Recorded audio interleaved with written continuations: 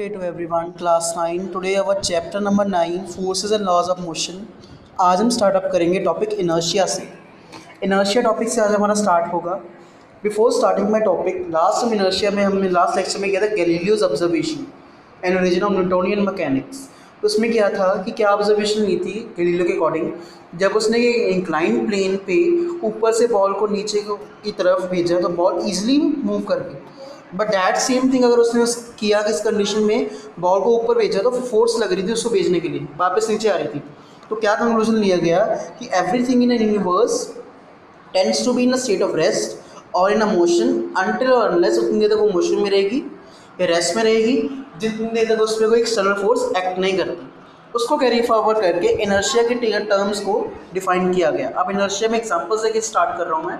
Inertia में सबसे पहले एग्जांपल ले रही है कि कार्डबोर्ड, एक हमने ग्लास लिया है, उसके ऊपर कार्डबोर्ड रखा, कार्डबोर्ड के ऊपर हमने लिखा है कॉइन।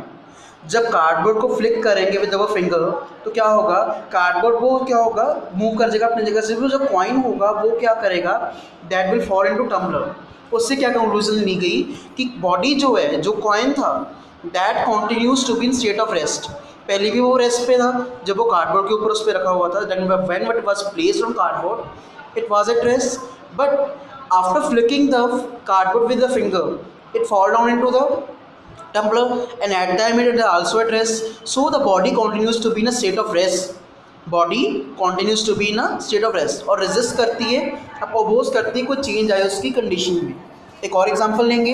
एक पर्सन है, पर्सन स्टैंडिंग इन अ बस, मूविंग बस, when suddenly brakes are applied leans forward means to say person जो है एक पर्सन है, बस में खड़ा है, मूविंग बस में स्टैंडिंग पोजीशन में है, वो सीट नहीं मिली, खड़ा है, ट्रैवल कर रहा है एक जगह से दूसरी जगह। सडनली बस की जब ब्रेक्स अप्लाई होती हैं, suddenly when the brakes of bus are applied it moves forward, leans forward. वो क्यों होता है, क्योंकि बस जो है वो रेस्ट में आ रही है और उसकी जो lower portion of the body that also come in the rest, but जो upper portion of body above the abdomen, stomach से ऊपर वाला पोर्शन, लेग से ऊपर वाला पोर्शन जो है, that continues to be state of the motion. That's why क्या होता है, वो बॉडी जो उसकी लीन्स फॉरवर्ड होती है। अब इनर्शिया की डेफिनेशन क्या कंक्लूजन की गई इससे, what was the conclusion made regarding definition of inertia, that inertia the tendency of an object to resist the change in a state of rest or a motion is called inertia, or inertia is defined as the process or property of a matter by virtue of which it opposes any change in state of rest or motion along a straight line।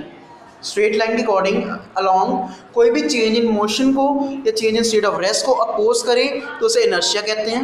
कि body continue to be state in rest पे तो rest पे रहना चाहती है हमेशा के लिए, मोशन में तो मोशन में रहना चाहती है, एक बॉडी की टेंडेंसी होती है। That phenomena, that tendency is called inertia. अब आ जाओ, इनर्शिया 3 टाइप्स का होता है, inertia of direction, inertia of motion and inertia of rest. सबसे पहले बात करूंगा मैं इनर्शिया ऑफ रेस्ट की, उसकी एग्जांपल्स की। इनर्शिया ऑफ रेस्ट में मेरे पास एग्जांपल है पर्सन स्टैंडिंग, अभी मैंने जब बताई थी, person standing in a bus leans forward when suddenly brakes are applied.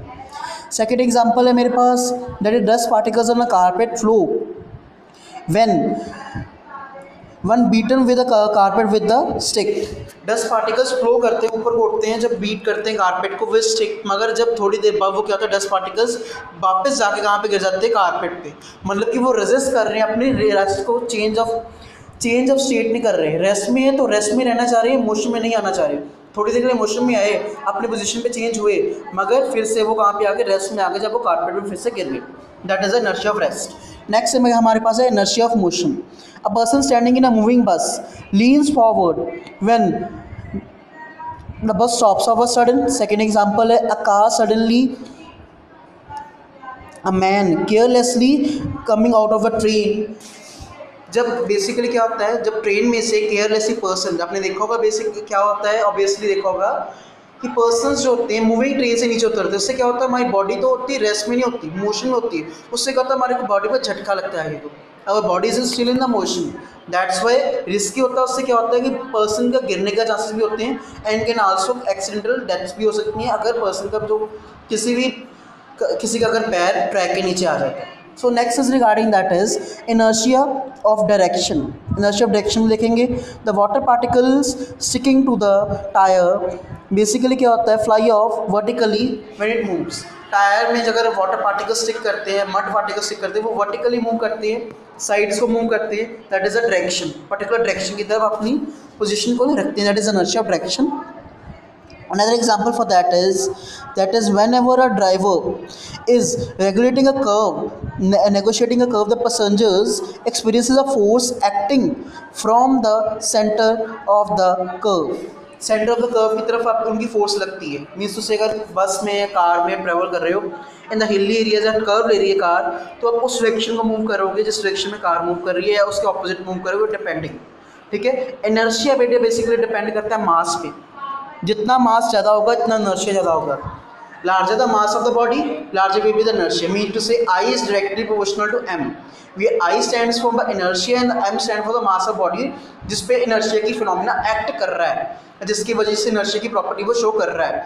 जैसे फॉर एग्जांपल एक बस से कार में आपको जो रहता है बेसिकली टर्न होने पे महसूस होता है. अगर आप स्कूटर पे जाओगे आपको टर्न इतना महसूस नहीं होगा कि आप उस डायरेक्शन में मूव कर रहे हो.